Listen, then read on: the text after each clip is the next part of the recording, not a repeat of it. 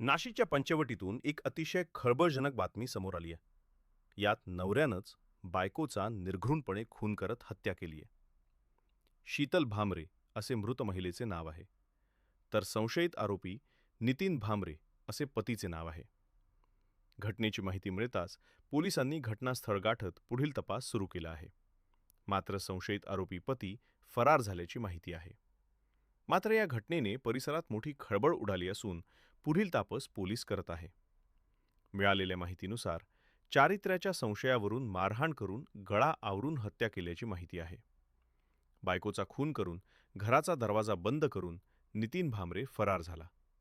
मात्र उशिरा नंदेने शोध घेतला असता रात्री ही घटना उघडकीस आली आहे.